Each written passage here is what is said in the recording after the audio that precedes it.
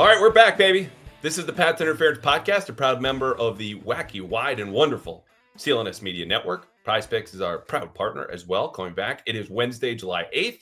I am back in my office for a rare solo episode. No, this is not everyone's favorite version of the solo episode. Andrew drinks alone and talks to himself. This is Andrew sits alone and talks to himself because it is, again, Wednesday morning. And I honestly think, for at least a foreseeable future, the worst of Patriots football is behind us. So I do not any longer need a little grandpa's old cough medicine to get through our film sessions Monday in season. However, we'll put a pin in that for now. Here's the plan. Since I abandoned you with no notes, no signs, no heads up last week in our last episode with Mutt, which was a bit of a grab bag as well as some Patriot stuff. This will be our lone episode this week. It is all about you. I answered every single question I got on X and on Blue Sky. And Lord knows I hesitate every single time I put out a every question answered edition because the internet does not deserve your trust or mine. But I did it anyway. You guys delivered. We have awesome questions this week. So we will get to projections for the season. We'll get to Drake Maye. We'll get to surprise cuts from training camp. We'll get to guys to watch for if you, like me, will be down at training camp, which will start officially actually on your boy's birthday, Wednesday, July 23rd. Shout out also Nomar Garcia-Parra, birthday brother. But Mike Vrabel will speak the day before, and then we're off and running till the I think the middle of January. It's a little bit of a heads up about where I think the season is going to go. But the point is, today is about you, all your questions. That's this week's episode. Next week's episode is my favorite tradition on the podcast. In fact, a tradition no one else likes as much as me, and the numbers show it. But it is the Patriots scrimmage draft. And what helps offset the fact that no one else likes this bit as much as I do is the fact that we have on someone that everybody likes, and that is Fitzy, who has been allowed to come back on the show. Thank you, WEI. We are grateful to them. By the way, listen to Fitzy on the WEI afternoon show with Andy Hart and Ted Johnson, which, if we're being honest, seems like a crew put together by the best Pats interference guests. Alas, if the ratings are no good, don't blame me. But the scrimmage draft is really simple.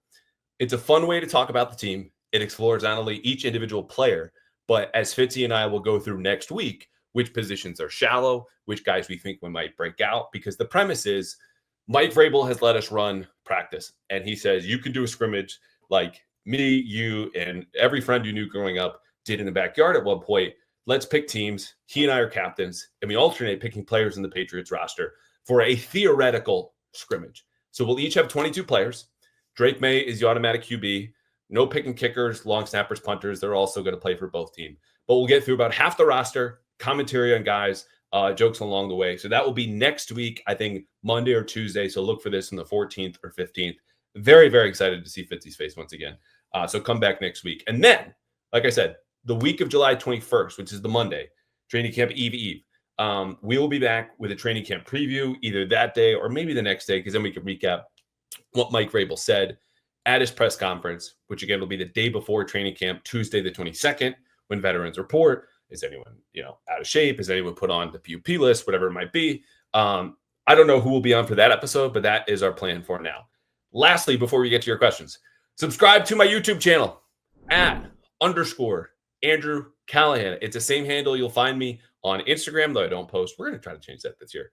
It is the same handle you'll find me on X, so long as Grok is not calling himself Mecha Hitler much longer. Real thing that happened yesterday, by the way. So if you are not watching on YouTube, leave a rating or review on Apple and Spotify. The people who have done this recently even had their reviews read aloud on this podcast, which weren't even 5 stars. And it's because I genuinely appreciate all of the feedback that we get, because it makes the show better. It helps expand our reach. And I got to tell you, we have some new plans that were partly inspired by you guys for this season's podcast, which I'm very excited to get to. But let's not wait any longer. Let's get to Jonathan, who's asking, is Terry McLaurin in play for the Patriots? So Terry McLaurin, the clearest example of a non-Patriot who should be a Patriot, 3rd-round pick, 2019, since goes off, has a great career with the Commanders. They're in a bit of a contract dispute down in Washington. To directly answer the question, no. He will get paid in Washington. He deserves it. The Commanders have a rookie quarterback who is their franchise quarterback and is going to be on a cost control contract for the foreseeable future. These are the players that you pay up until you have to extend Jaden Daniels down the road. Terry McLaurin's in his prime. He's a captain. He's everything you wanted to be, and everything some of us thought he would be coming out of Ohio State as a special teams impact player, captain, and a guy with an excellent three cone. Again, non-Patriot who should have been a Patriot, but we're moving on. I don't think he's in play.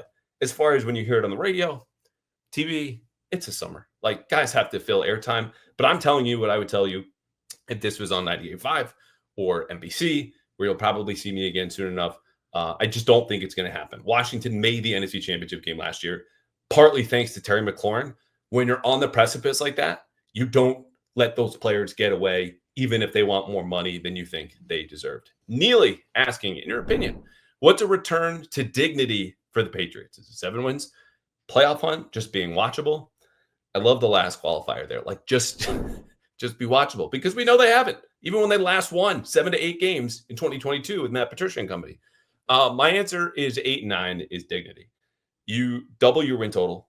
This is real tangible progress in all the ways that really matter. And by the way, as much as they'll have a soft schedule coming up, and you're going to hear this a ton up until week 1, if you go 8-9, you'll have to have beaten some good teams along the way. It could be Buffalo, it could be Baltimore, it could be Pittsburgh or Las Vegas, depending on how those teams do, and they'll see them both within the first 3 weeks of the season. When you beat good teams, you earn respect. And that, more than anything, over the last 5 years has been the Patriots' problem. Can you punch up? Can you punch above your weight? And that's what Mike Vrabel, as we've documented here in the show, and I've written about it at the Herald, did more in Tennessee than every other head coach in the league as an underdog while he was there from 2018 to 2023. Meanwhile, you look at the Patriots for most of that same stretch, win the Super Bowl in 18, hot start in 19, fall apart, later losing the wild card, of course, due Vrabel's Titans. Since then, here are their big wins. Okay, talking about punching above your weight. And forgive me if I miss one, but this is pretty much it. You beat the Ravens at home in 2020 in a home game that was on Sunday Night Football. You beat Vrabel's banged up Titans in 2021. You beat the Bills in a windstorm that same season. Nobody good in 2022. Nobody remotely good in 2023. The Bengals and last year's opener. And then that's it. That's all. Those are the real upsets. And the Bengals, by the way, who had a good, okay final record, right? Didn't make the playoffs. Or the worst week 1 team in modern league history. Like, you can look this up. Since Zach Taylor got there, when they were bad and when they were being good, they just sleepwalk through the first game of the season. So that's it. If the Patriots finish 8-9, they'll have as good of a win, if not better, on their schedule this season than they did in the last 5 years. That's part of the step in the return to, quote, dignity. One question from 2 people. This is Ed and Cheeseburger Posse. Another, in your opinion. This is all my opinion, by the way. This is my show. Like, we'll have a lot of facts and research and stats, but the stuff you're typically here for are the takes. So if you guys want to save some characters or time, let's just get to where the Pats finished the AFC East. I truly believe it'll be second. I say this as a Drake Maye believer. I say this as a Mike Vrabel believer. I was writing about why the Patriots should draft and then hire them well before they actually did. So this is not they show up and reporters want points with the new coach and the quarterback. You can go listen to those episodes and read those articles. They're there. Mike Vrabel's a legitimate good coach. Drake Maye is going to be a franchise quarterback. But the more popular this take gets about the Patriots going from 4th to 2nd, the wild card race, whatever it is, and PFF just listed their offensive line as the bottom 5 unit. And I think that's probably fair, and that's a problem. The more uneasy I feel, right? Because there's always, I don't know what the gambling adage is, you kind of fade the public.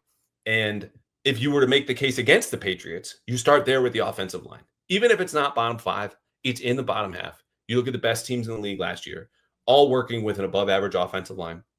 This is an offense, by the way, that also is built to play from ahead, to run the ball. Okay. If you fall behind and other teams want to double Stephon Diggs, okay, what's plan B? Like, you'll have an ability to maybe dink and dunk your way downfield, but that's not the league that we live in. Now, that said, I have no faith in Miami. That is going to blow up this year. Mike McDaniel might as well be on Indeed come January. Same with Chris Greer, whose firing is probably well overdue. 2 is too fragile. It's a bad defensive roster. They're even worse on offense.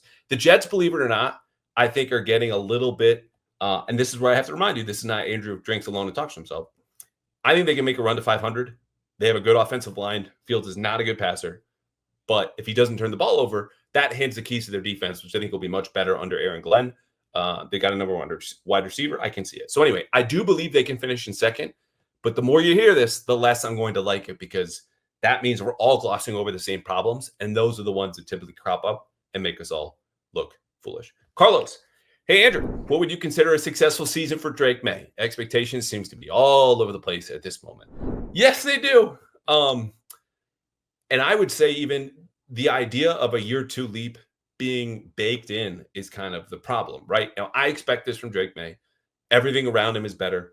He's a natural player. He's a hard worker. He's smart. There's everything in there, all of the ingredients for a good quarterback in a great season. But just because you have the ingredients doesn't mean the timing and the amounts are there all put together for it to come out when you have a finished product. So I would just say my expectations for him are this. If we are going to compare him a year ago to Josh Allen and Justin Herbert when he was a prospect, and then he comes into this situation, I think those comps remain fair 14 months later. And specifically with Josh Allen. Josh Allen is a rookie, was throwing darts into the third row at Gillette Stadium and the Bills' last game here in 2018, where he was just all over the place. Okay. He had to rein in the turnovers and boost his accuracy. Year two, he reined in the turnovers. Okay. He was still not willing to take the check down, which we still see with Drake Maye, who is going to wait and figure he has to create. And sometimes he's right, but that's a bad habit long-term to be in. I think he'll be able to rein in the turnovers this year. And I think, just as Josh Allen did in 2019, in year two, when he finished with 20 touchdowns, 9 picks, 3,100 yards, and a 59% completion percentage, that's fair. And you know what? We like Drake Maye a little bit better, don't we? Certainly as a prospect, I liked him better than Josh Allen. Josh Allen probably had a better situation. Still did not have Steph Diggs in his prime, though. In 17 games, here's your expectations. 22 to 24 touchdowns, 10 to 12 picks, 4 to 5 rushing touchdown, and a completion percentage at least north of 63%. We all know there are better stats out there. CPOE, okay, you can go EPA per play. You can go PFF grades if you want, any number of different directions. But for the sake of simplicity and the sake of sticking with our original projections for who this player was before he got to the Patriots and what we've seen since, I think the Josh Allen comp, even if he doesn't reach the upper echelon of what Josh Allen has done now as a literal MVP the entire league, year two, that's totally fine. Herbert, by the way, I said, by the way, 7 times here now. This is also going to go in my notes for this summer. We got to cut that down. Herbert was 38 touchdowns and 15 picks. That is far too many touchdowns to expect from a guy who is working with a bottom 10 to 12, 15 at best skill core around the league. Trent, is this offensive line good enough for the Patriots to be a wild card team? Yes, but all caps, bold, underlined. Health is going to be huge, and so is in-season development. Garrett Bradbury cannot get hurt. You've got Jared Wilson and then old friend Ben Brown, who my favorite fun fact from talking to Ben last year in the locker room is that this guy is a freshman who played varsity, a small, I don't know if it was a Catholic school, but it was a religious high school in Mississippi.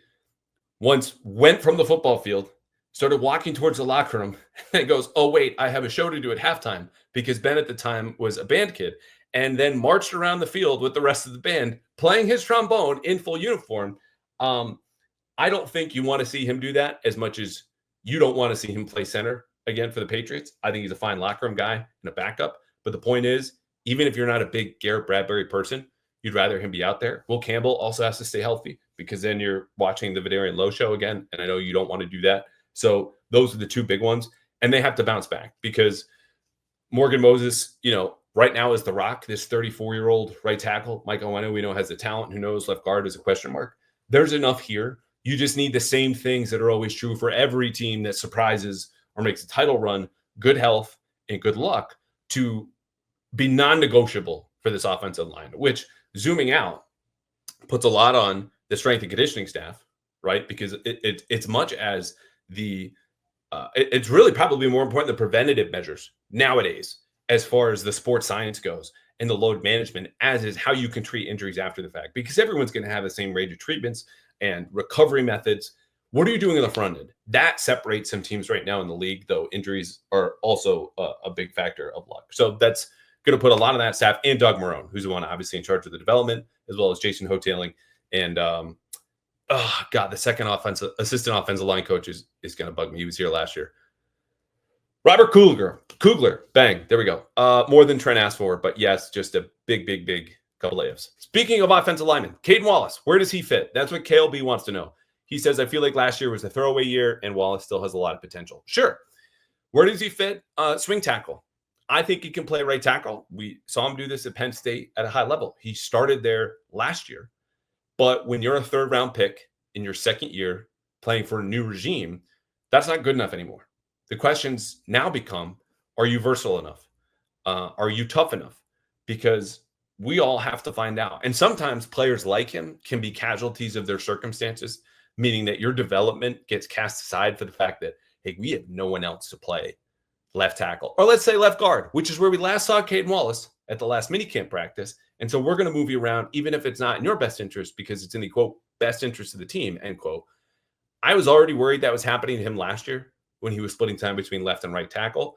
But there's a balance here because he has to prove it in those reps. It's not that he gets one rep and if he blows it, he's cast aside. It's just, if you think he's a good enough right tackle, I'd rather hone that in. They want to test him at left, though, and that's where I think long-term he'll probably be. Pat's pro, and then we got, I think we're almost halfway through. Quote, good morning, Andrew. With camp only 2 weeks away, who is your surprise cut? Anthony Jennings. Jennings better suited for the old Belichick system. He did not run, and this is the most important part, with the ones or twos in the spring. Okay, he's a run-first player.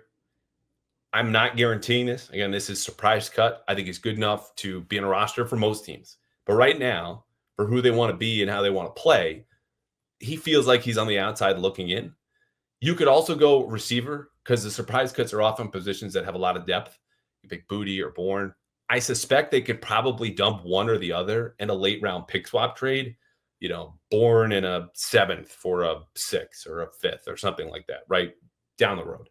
Jalen Hawkins, talk about positions that also are pretty stacked with just usable players, not pro bowlers, multi-year starters, but you got Duggar, you got Peppers, Craig Woodson's already in there. Marcus Epps, who they signed this offseason. Schooler's not going anywhere, and he's going to be a 5th safety, but whatever. Jalen Hawkins is a very crowded safeties room. I still think he's useful and not even just like, oh, you know, he's a core special teamer, which is like a legit point, but we just have to mix up the voices here every once in a while. And I'll leave you one more name who's not in the safeties room anymore. Marte Mapu, okay? Speaking of third-round picks playing for a new coaching staff that didn't draft them, he doesn't have a whole lot of great tape so far in his career. Some of that's injuries, some of it's out of his hands, but he might not even qualify as a surprise guy. So those are the names I'll give you. Kyle, who are some of the players you look forward to seeing in actual pads when camp starts? Good question, and a great time to note the Patriots will not be in pads the first week of camp. So they will go Wednesday the 23rd straight through Saturday the 26th, 4 straight days. They're going to be off on the 27th. If you want to come to camp, go the 29th, I think is the best day that you can guarantee a padded practice, Tuesday the 29th. To answer your question, a lot of rookies. Will Campbell, for sure. Kyle Williams, how is he cutting, moving, dealing with the physicality of the line of scrimmage? Does that carry over, as we often see from smaller receivers who are athletic in the spring, but don't dominate when the pads come on? This is the Trey Nixon Memorial Award. Trayvon Henderson, obviously, for similar reasons. Milton Williams, especially in one-on-one pass rush. This is a guy who, you know, we know got paid a ton of money, was excellent on a per-snap basis. That efficiency, though, typically wanes for most players as your volume goes up. As Milton Williams gets more on his plate, even though he won't see a ton of snaps in the preseason, or we certainly hope not, how does he look not only just in the one-on-one pass rush, but in late in periods when he's starting and getting all of those reps at defensive tackle? Because it could be him and Barmore. You could also throw in here, but basically rookies and the new guys. We'll do one more question, then we'll get to one more thing. Quick, where the salary cap is not an issue, what teams do you see cutting players that Vrabel and company could add to our roster as depth or starters? This is word for word. But I think the point is, like, are there surprise cuts around the league that you could see the Patriots pouncing on? And because the Patriots picked 4th in the draft just last April, they will have the 4th slot in the waiver order through week 3, meaning anyone who's basically a young player. I think it's 3 years of service or less. It might be 4, but off the top of my head, we'll conservatively go 3. If they're released across the league, they're put on waivers. So it'll go the Titans, Browns, Giants. I know the Browns traded that pick, but they're second still in the waiver order. Then the Patriots. If they get past those 3 teams, the Patriots can have dibs on anyone who gets cut. So who do they pick up? I will tell you after this message from Prize Picks. Prize Picks. Look, we all know the summer has been slow for sports, but that doesn't mean you can't have fun without the sun. Baseball's going on, all right? Even those of us who are a little upset at our favorite teams for trading Rafael Devers for a bag of balls and a couple of players who are hanging around in basically quad A, I can still have fun watching the Sox because of Prize Picks. This remains the best place to turn your sports knowledge into real cash. It's America's #1 daily fantasy sports app, and it's simpler than you could ever think. All you have to do is build a lineup of players. Every player at Prize Picks comes with a stat. It could be runs, it could be home runs, it could be RBIs, it could be hits, total bases. When we get to football season, it could be yards, it could be touchdowns, it could be completions, it could be anything. All right. You look, you find your player, you find the stat that you like, and you go more or you go less. You find another player with another stat. You go more or you go less. You add them to your lineup. Boom, that's it. All you have to do is pick 2 to 6 players. And here's the kicker. Sometimes those numbers, you can fudge them a little bit. You can go lower or higher with the number they give you so it's flexible, and then you pick more or less on your different number. But you can only do this at Prize Picks, where you can use Venmo. This is my favorite. Apple Pay, MasterCard. Quick and easy deposits to get into your account for sports season. The app is super easy to use. You can win up to, and I kid you not, 2,000 times your money. Combine your sports, players, stats, whatever you want. Just 2 to 6 players. That's it. And if you sign up today, you get $50 instantly when you play $5 with your first lineup. You don't need to win. Just play your lineup. 2 to 6 players, $5. Boom, $50, 50 right in your account. So sign up today. Download the app. Use code CLNS to get $50 instantly after you play your first $5 lineup. That's code CLNS to get $50 instantly after you play your first $5 lineup. Prize Picks, run your game. All right, so to answer Quig's question, I don't see any, to be honest. Patriots are 4th in the waiver order. But look, the Titans, Browns, and Giants are going to be banking on waivers, as the Patriots did last year, to bolster their depth. And even when the Patriots were picking 3rd and the teams ahead of them, Carolina grabbed a couple of players. They're not real impact players. This was not the big benefit that Gerard Mayo, believe it or not, said something in public that proved to be wrong, praised it to be, made it out to be last season. So when you talk about starters, forget it. Now you go, okay, well, what about veterans that are overpaid or might not fit with other teams? Sure, they'll come available, but those players are then either going to be paid elsewhere or playing for a contender. The Patriots can only offer payment. And at this point, that might be enough for players that Vrabel has coached before, like Harold Landry signing almost immediately and not even, he hit free agency, but not waiting much longer to sign. The issue is, while the Patriots do have cap space this year, they're well over the cap next offseason. Of course, it's fungible, okay, and very fixable. But the fact that they are over the cap next year indicates to me they plan to roll over most of their cap space this season to do exactly that, fix next season's issues, when a lot of the free agent contracts they just signed, the near $300 million in guarantees, really kick in year 2, okay? It's a low base salary in year 1 with a big signing bonus. You get high guaranteed salaries in year 2, Carlton Davis, Milton Williams, all the way down. That's when the pain comes. That's what they're preparing for. Plus, I'll leave you with this. Probably more important than the salary cap stuff. The roster has already been turned over by 46% or so. Okay. Anyone they didn't want, they've dumped. And the guys they brought in here are here for a reason. And some of them might be younger players to test out and run. But I don't see many veterans fitting what the Patriots want and wanting the Patriots in return. So I like it. It's not possible, but I put it very, very unlikely. 4 more. Chris, in 2026, Big Mike, meaning Michael Money was due, speaking of cash and cap, $17.5 million in cash. Is this season his last year as a Patriot? If he doesn't return to form, yeah. There's a great guard in there somewhere. We've seen him for stretches. Everyone gets a free pass from last year, but there are no sacred cows here for 2026. Maybe Maye, Will Campbell, Milton Williams, Trayvon Henderson, Robert Spillane, probably Harold Landry, a few others, and that's it. Mike Wenu is not a part of that group. You got to talk about guarantees. As soon as those dry up, so does your job security. And if they need space, he might be a sacrificial lamb, but they better have a plan B. This cannot be savings for the sake of the Kraft's pocketbook, which I don't think is how they're operating now, not just because of the free agent spending, but how they're spending in other things, which all along has been the best way to measure whether owners are cheap or not. Stuff like the planes, not great. As well as the analytics staff that they're building out, more money for coaches who had to transplant and move, which, as I reported last year, guys who came to New England were shocked at how little money and time they got to move their families as coaches. That's all been fixed because Vrabel said, look, you got to spend more, and they are. So anyway, I do think it is. I do think, though, he will return to some version of that old form, and you just don't let that guy go. Corey, let's say the Patriots had signed Mike Evans and Ronnie Stanley in free agency. What would they have done differently in the first 3 rounds of the draft? I like this question. So they're at number 4. I still think Will Campbell is an option at number 4 because Morgan Moses is 34. Ronnie Stanley's on the wrong side of 30. He probably would have gotten a 2-3-year deal, high in guarantees early, and then let him walk again. But let's say it's not Will Campbell. It could have been Armand Membu, who could have replaced Morgan Moses in 26 and been your swing tackle in the interim. It could have been Mason Graham, who went 5th to the Browns and would have fit nicely with a defensive line that's going to rely a lot on rotation and going to really power the pass rush. When you look at the blitz numbers for the Titans under Vrabel, one of the least blitz-happy teams in the entire league. And then Javon Walker's the only other player that I would think. He slipped a lot further in the draft than people expected, but I mean, I'm on record. I did a whole podcast with Mark Daniels right before the draft saying, okay, if it's not Will Campbell, what are they going to do? He was both the top our list then. So I think it probably would have been those 3.